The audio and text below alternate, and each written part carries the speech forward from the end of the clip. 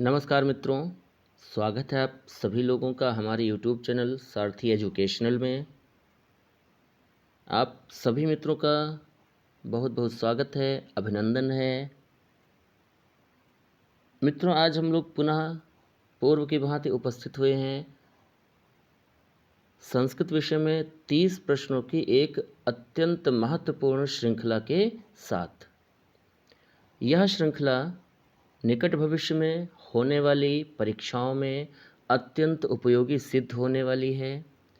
तो हम इस श्रृंखला का शुभारंभ करें उससे पहले आप यदि इस चैनल पर नए हैं तो इस चैनल को सब्सक्राइब कर लें और इस वीडियो को लाइक करें, अधिक से अधिक शेयर करें ताकि ये वीडियो आपके मित्रों को भी लाभान्वित कर सके, उनको भी इसका लाभ प्राप्त हो सके।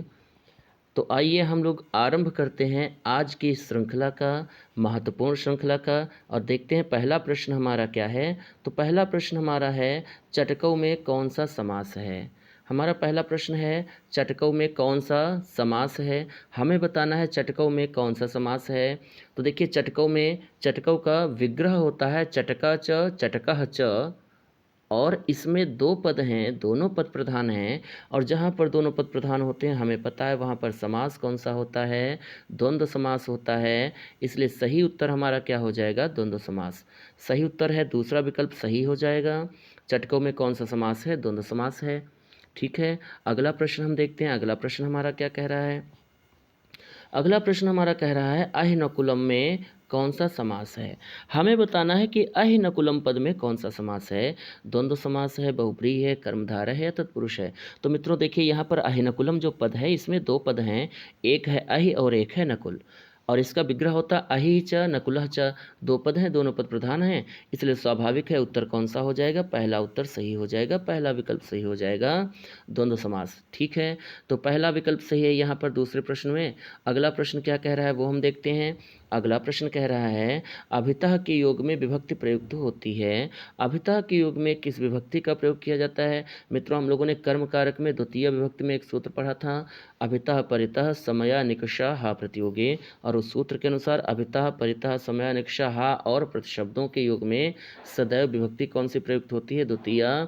इसलिए इस तीसरे प्रश्न का सही उत्तर हो जाएगा चौथा विकल्प, द्वितीय। और आगे बढ़ें तो देखते हैं अगला प्रश्न क्या कह रहा है। अगला प्रश्न कह रहा है कि गत्यात्मक धातुओं के योग में विभक्ति कौन सी प्रयुक्त होती है। तो गत्यात्मक धातुओं के योग में प्रयुक्त होने वाली विभक्ति होती है द्वितीय। इस चौथे प्रश्न का भी सही उत्तर क्या है, चौथा विकल्प सही है। आगे बढ़ें अगले प्रश्न की ओर। तो अगला प्रश्न हम देखते हैं क्या कह रहा है हमारा। अगला प्रश्न कह रहा है, रुच्यर्था नाम प्रियमाणः सूत्र में विभक्ति प्रयुक्त होती है। रुच्यर्था नाम प्रियमाणः सूत्र में किस विभक्ति का प्रयोग किया जाता है। तो इस रुच्यर्था नाम प्रियमाणः सूत्र में प्रयुक्त होने वाली विभक्ति कौन सी है हमारी। तो चौथा विकल्प सही हो जाएगा, चतुर्थी विभक्ति। ये सूत्र हमारा किस विभक्ति का है, चतुर्थी विभक्ति का है। चौथा विकल्प सही है। अगले प्रश्न की ओर बढ़ते हैं और अगला प्रश्न क्या कह रहा है देखते हैं। निम्नांकित में से कौन द्विकर्मक धातु नहीं है। हमें बताना है कि जो दिए गए चार विकल्प हैं उनमें से कौन सा विकल्प है, वह कौन सी धातु है जो द्विकर्मक नहीं है। तो यहाँ पर सही उत्तर हो जाएगा मित्रों कौन सा, तीसरा विकल्प सही हो जाएगा, मन धातु हमारी द्विकर्मक नहीं होती है। 16 अकथितम च सूत्र हम लोग एक पढ़ते हैं द्वितीय विभक्ति में, उस सूत्र के अनुसार 16 धातुएं द्विकर्मक होती हैं और उन 16 धातुओं में मन धातु नहीं आती है, इसलिए ये तीसरा विकल्प हमारा सही हो जाएगा। आगे बढ़ें अगले प्रश्न की ओर। तो अगला प्रश्न हमारा कह रहा है, सह पादेन खंजा अस्ति। इस वाक्य में पादेन पद में तृतीया विभक्ति का विधायक सूत्र क्या है। हमें बताना है कि सह पादेन खंजा अस्ति, इस वाक्य में जो पादेन है उस पादेन पद में तृतीया का प्रयोग किया है, लेकिन तृतीया का प्रयोग किस सूत्र के अनुसार किया गया है, विधायक सूत्र हमें बताना है। तो पहला विकल्प है रुच्यर्थानां प्रियमाणः, दूसरा है एनांग विकारः, तीसरा है अधिशिंग स्था साम कर्म, और चौथा है अकथितम च। तो हमें बताना है किस सूत्र के अनुसार यहाँ तृतीया लगी है, तृतीया प्रयुक्त हुई है। तो दूसरा विकल्प सही हो जाएगा मित्रों कौन सा, एनांग विकारः। एनांग विकारः सूत्र के अनुसार यहाँ पर तृतीया विभक्ति का प्रयोग किया गया है। ठीक है, आगे बढ़ते हैं अगले प्रश्न की ओर। अगला प्रश्न हम देखते हैं क्या कह रहा है। तो अगला प्रश्न हमारा कह रहा है, उद्योगिनम पुरुष सिंह मुपैति लक्ष्मी ही। उद्योगिनम पुरुष सिंह मुपैति लक्ष्मी ही। इस वाक्य में उद्योगिनम पद में कौन सी विभक्ति है? तो इस वाक्य में उद्योगिनम पद में विभक्ति हो जाएगी द्वितीया। दूसरा विकल्प हमारा बिल्कुल सही विकल्प है। सही उत्तर हमें मिल चुका है। ABCD में से दूसरा विकल्प बी वाला सही है। और इस सही उत्तर के साथ हम लोग पुनः आगे बढ़ेंगे। अगला प्रश्न देखते हैं। अगला प्रश्न है हमारा चौराद विभेति वाक्य में चौराद पद में पंचमी विभक्ति का विधायक सूत्र बताना है। चौराद विभेति में चौराद पद में पंचमी विभक्ति का प्रयोग किस सूत्र के अनुसार हुआ है? तो यहाँ पर चौराद में पंचमी प्रयुक्त हुई है किस सूत्र के अनुसार? भेत्रार्थानाम भय हेतु के अनुसार। पंचमी में हमने सूत्र पढ़ा है भेत्रार्थानाम भय हेतु। तात्पर्य था कि भी और त्राण अर्थ वाली जो धातुएं होती हैं उनमें जो भय और रक्षा का कारण होता है उसमें सदैव पंचमी लगाते हैं। तो सही उत्तर हमारा हो जाएगा भेत्रार्थानाम भय हेतु। अगले प्रश्न की ओर बढ़ें। अगला प्रश्न क्या कह रहा है? अगला प्रश्न कह रहा है रुच्यर्थानाम प्रियमाणः सूत्र से रुच धातु के योग में विभक्ति प्रयुक्त होती है। तो रुच्यर्थानाम प्रियमाणः सूत्र से रुच धातु के योग में विभक्ति कौन सी प्रयुक्त होती है? चतुर्थी। चौथा विकल्प सही हो जाएगा। अगला प्रश्न है हमारा कृष्ण के दोनों ओर ग्वाले हैं। इस वाक्य की संस्कृत क्या होगी? हमें बताना इस वाक्य की संस्कृत क्या हो जाएगी। चार विकल्प हैं। कृष्णस्य उभयतः गोपाः सन्ति, कृष्णाय उभयतः गोपाः सन्ति, कृष्णम उभयतः गोपाः सन्ति और कृष्णः उभयतः गोपाः सन्ति। मित्रों उभयता के या दोनों ओर के क्या लिखा हुआ है? दोनों ओर। दोनों ओर मतलब उभयता के युग में विभक्ति लगती है द्वितीया और द्वितीया लगेगी तो द्वितीया से युक्त यहाँ पर एक ही वाक्य है कौन सा? कृष्णम। कृष्णम में द्वितीया का प्रयोग हुआ इसलिए सही उत्तर हमारा हो जाएगा दूसरा विकल्प। दूसरा विकल्प हमारा बिल्कुल सही विकल्प है। अगला प्रश्न देखते हैं क्या कह रहा है। अगले प्रश्न की ओर हम लोग चलते हैं। तो अगला प्रश्न हमारा कह रहा है अधिशिंग स्थासाम कर्मम सूत्र संबंधित है। अधिशिंग स्थासाम कर्मम सूत्र संबंधित है। किससे संबंधित है? तो यहाँ पर देखिए बड़ा सरल सा है। इसी सूत्र में उत्तर लिखा हुआ है। क्या लिखा हुआ है? कर्मम। अधिशिंग स्थासाम कर्मम सूत्र संबंधित है। तो देखिए यहाँ पर कर्म दिया हुआ है और हमें पता है कर्म में विभक्ति कौन सी होती है? द्वितीया होती है। तो यह सूत्र किससे संबंधित है? द्वितीया विभक्ति से। हमारा दूसरा विकल्प बिल्कुल सही विकल्प हो जाएगा। अगला प्रश्न देखिए। अगला प्रश्न कह रहा है अक्षणा काणः आँख से काना। इस वाक्य में अक्षणा शब्द के साथ तृतीया विभक्ति किस सूत्र से प्रयुक्त हो रही है? तो अक्षणा काणः मित्रों हमें पता है अक्षणा काणः मतलब ये क्या है? एक विकार है जो आँख से उत्पन्न हो रहा है और जिस अंग से विकार उत्पन्न होता है उसमें हम तृतीया लगाते हैं किस सूत्र के अनुसार? एनांग विकारः के अनुसार। ठीक है तो सही उत्तर यहाँ पर क्या हो जाएगा? दूसरा विकल्प सही हो जाएगा एनांग विकारः। अगला प्रश्न हमारा क्या कह रहा है देखते हैं। तो अगला प्रश्न है जीवेश मानवाः श्रेष्ठः वाक्य में रेखांकित पद में विभक्ति विधायक सूत्र है। जीवेश मानवाः श्रेष्ठाः वाक्य में रेखांकित पद में विभक्ति विधायक सूत्र है। तो यहाँ पर सही उत्तर हो जाएगा हमारा यतश्च निर्धारणम। यतश्च निर्धारणम हम लोगों ने सप्तमी विभक्ति में एक सूत्र पढ़ा होगा और ये सूत्र कहता है कि जब किसी समूह में किसी की विशेषता या योग्यता निर्धारित की जाती है तो समूह में षष्ठी अथवा सप्तमी का प्रयोग किया जाता है। तो इस वाक्य में रेखांकित पद में विभक्ति विधायक सूत्र क्या हो जाएगा? यतश्च निर्धारणम। तीसरा विकल्प सही है। अगले प्रश्न की ओर बढ़ें। अगला प्रश्न क्या कह रहा है? हरये रोचते भक्ति वाक्य में हरये पद में विभक्ति है। तो हरये रोचते भक्ति इस वाक्य में हरये पद में विभक्ति कौन सी है मित्रों? चतुर्थी विभक्ति है। तीसरा विकल्प हमारा बिल्कुल सही है। अत्यंत सरल प्रश्न है तो तीसरा विकल्प सही है। अगला देखिए परिमाण मात्र में कौन सी विभक्ति होती है? प्रथमा विभक्ति में कर्ता कारक में हमने सूत्र पढ़ा था प्रातिपदिकार्थ लिंग परिमाण वचन मात्रे अर्थात प्रातिपदिकार्थ शब्दों में लिंग मात्र में वचन मात्र में परिमाण मात्र में विभक्ति कौन सी होती है मित्रों? प्रथमा होती है। सही उत्तर क्या हो जाएगा यहाँ पर?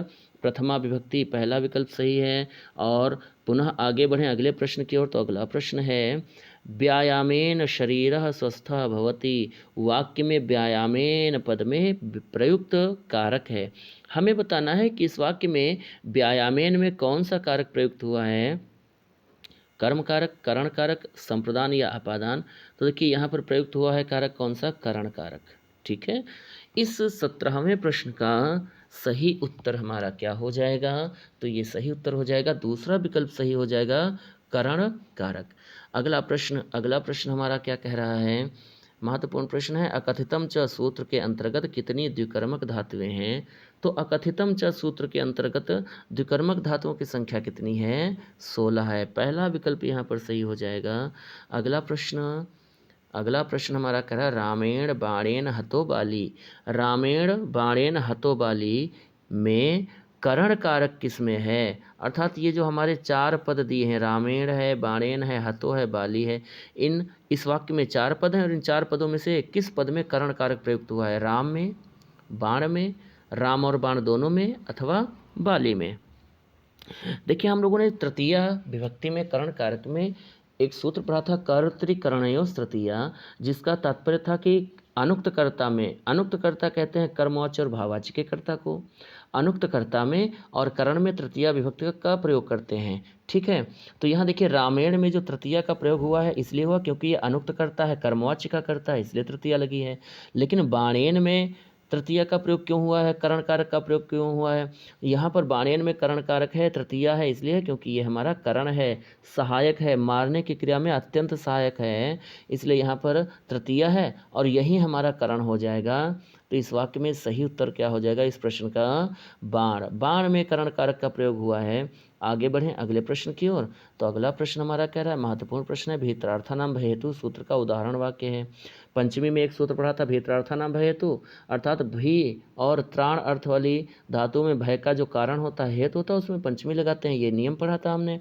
और पूछा जा रहा है कि इस सूत्र से संबंधित उदाहरण कौन सा है? तो इस सूत्र से संबंधित उदाहरण हमारा कौन सा है? रक्षति पापात, पाप से रक्षा करता है।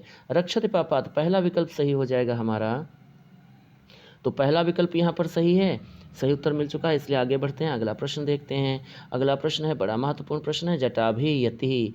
इस वाक्य में प्रयुक्त तृतीया विभक्ति का विधायक सूत्र क्या है? जटाभि यति में जो जटाभि है इसमें तृतीया का प्रयोग किया गया है, लेकिन हमें बताना है किस सूत्र के अनुसार, किस सूत्र के अनुसार तृतीया प्रयुक्त है। तो किस सूत्र के अनुसार? इत्थम भूत लक्षणे के अनुसार। किस सूत्र के अनुसार? इत्थम भूत लक्षणे के अनुसार। सही उत्तर क्या हो जाएगा? दूसरा विकल्प सही है, बी वाला बिल्कुल सही उत्तर है।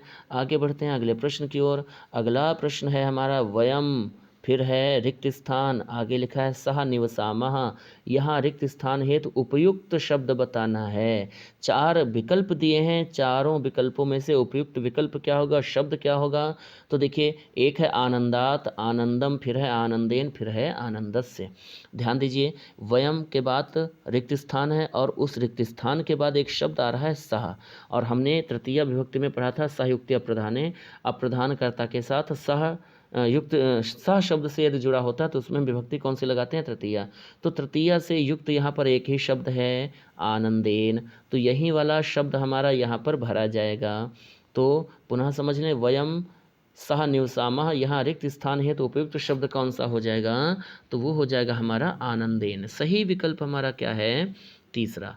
तो तीसरा विकल्प सही है। इस तीसरे विकल्प के साथ हम लोग जाएंगे और अगला प्रश्न देखेंगे। अगला प्रश्न है हमारा, संगात संजायते कामः, सूत्र प्रवृत्त हुआ है इस वाक्य में। कौन सा सूत्र है यहाँ पर? संगात में पंचमी है, लेकिन किस सूत्र के अनुसार? यहाँ पर संगात में पंचमी है, किस सूत्र के अनुसार? भुवः प्रभवः आख्यात जन कर्तुः प्रकृति आख्यातोपयोगी अथवा पराजेर सोढ़ा। तो यहाँ पर सही विकल्प हमारा हो जाएगा जन कर्तुः प्रकृति। दूसरा विकल्प हमारा सही विकल्प है। आगे बढ़ें, अगला प्रश्न हमारा क्या कह रहा है देखते हैं। अगला प्रश्न हमारा कह रहा है शिशुः मोदकाय रोदिति। शिशुः मोदकाय रोदिति उदाहरण है, हमें बताना है कि शिशुः मोदकाय रोदिति किस सूत्र का उदाहरण है? इप्सिहे स्पृहे रीप्सितः का है, तादर्थे चतुर्थी वाच्य का, रुच्यर्थानां प्रीयमाणः का, अथवा हित योगे च इस सूत्र का है। तो मित्रों, शिशु मोदकाय रोदित ये वाक्य है, ये उदाहरण है हमारा तादर्थे चतुर्थी वाच्य का। सही विकल्प हो जाएगा दूसरा, दूसरा विकल्प सही है। आगे बढ़ें, अगला प्रश्न देखें। तो अगला प्रश्न हमारा कह रहा है कारकः में यदि प्रकृति है क्री, तो प्रत्यय क्या होगा? हमें बताना है कारकः में प्रत्यय कौन सा है? पहला विकल्प है घन, दूसरा है त्रिच, तीसरा है रुल और चौथा है लुट। तो यहाँ पर सही उत्तर क्या हो जाएगा? रुल प्रत्यय। रुल प्रत्यय वाला के अर्थ में प्रयुक्त होता है और रुल प्रत्यय का आदेश क्या हो जाता है? अ का आदेश हो जाता है। और यहाँ देखिए कारकः में भी अंत में क्या शेष है? अकः शेष है। क्या शेष है? अकः है। इसलिए सही उत्तर क्या हो जाएगा? तीसरा विकल्प सही है, रुल। आगे बढ़ें, अगला प्रश्न देखें। तो अगला प्रश्न क्या कह रहा है? अगला प्रश्न कह रहा है सयुक्त प्रधान सूत्र किस विभक्ति का बोधक है? अर्थात सयुक्त प्रधान यह सूत्र किस विभक्ति का बोध कराता है? तृतीया का, द्वितीया का, पंचमी अथवा चतुर्थी का? तो सयुक्त प्रधान यह सूत्र हमारा किस विभक्ति का बोध कराता है? यह बोध कराता है तृतीया का। सही उत्तर हो जाएगा, पहला विकल्प सही हो जाएगा, तृतीया विभक्ति। अगला प्रश्न हमारा क्या कह रहा है? अगला प्रश्न हमारा कह रहा है हरय क्रुध्यति। हरय क्रुद्धति में हरय में कौन सा कारक है? हमें बताना हरय में कौन सा कारक है? संप्रदान कारक है, करण कारक है, अपादान है अथवा कर्ता कारक है? तो हरय क्रुद्धते में हरय में कौन सा कारक है? तो यहाँ पर कारक कौन सा है? संप्रदान कारक है। पहला विकल्प हमारा बिल्कुल सही विकल्प है। सही उत्तर हमें मिल चुका है, इसलिए हम पुनः आगे बढ़ेंगे और देखेंगे अगला प्रश्न क्या कह रहा है। बड़ा महत्वपूर्ण प्रश्न है। स्वस्थ पद के योग में प्रयोग की जाने वाली विभक्ति है। स्वस्थ पद के योग में प्रयोग की जाने वाली विभक्ति है। कौन सी विभक्ति है? पंचमी है, चतुर्थी है, द्वितीय है अथवा षष्ठी है? तो जल्दी से बताना है कि यहाँ पर सही उत्तर क्या होगा। ABCD में से पहला, दूसरा, तीसरा, चौथा कहीं सही क्या हो जाएगा? तो हमें पता है स्वस्थ के योग में विभक्ति कौन सी लगती है? चतुर्थी। कौन सी लगती है? चतुर्थी। दूसरा विकल्प सही है। और हमने चतुर्थी विभक्ति में एक सूत्र पढ़ा था, नमः, स्वस्ति, स्वाहा, स्वधा, अलम, वषट, योगाच। चाहे नमः शब्द हो, स्वस्ति हो, स्वाहा हो, स्वधा हो, अलम हो अथवा वषट, इन सभी शब्दों के योग में विभक्ति कौन सी प्रयुक्त होती है? चतुर्थी। दूसरा विकल्प सही है। इसलिए हम पुनः बढ़ते हैं आगे और देखते हैं आज का अगला प्रश्न। हमारा अगला प्रश्न है उपानवध्यांगवसः में कारक है। नहीं, उपानवध्यांगवसः से कारक होता है। तो उपानवध्यांगवसः से कारक कौन सा होता है? इस सूत्र से कारक होता है कर्म कारक। कौन सा कारक होता है? कर्म कारक। यह कर्म कारक का सूत्र है, इसलिए सही उत्तर क्या हो जाएगा? दूसरा विकल्प सही है। आगे बढ़ें तो अगला प्रश्न हम देखते हैं। अगला प्रश्न हमारा है मुक्तये हरिम भजति। मुक्तये हरिम भजति उदाहरण है, किस सूत्र का उदाहरण है? तो यह उदाहरण हमारा किसका है? स्पृहे स्थिता का, तादर्थ चतुर्थी वाचा, रुच्यर्थानाम प्रियमाणः अथवा हितयोगे च का। तो बताइए जल्दी से, यह जो हमारा मुक्तये हरिम भजति है, यह उदाहरण किस सूत्र से संबंधित है? तो यहाँ पर सही उत्तर हमारा हो जाएगा मित्रों, कौन सा? दूसरा विकल्प सही हो जाएगा, तादर्थ्य चतुर्थी वाच्या।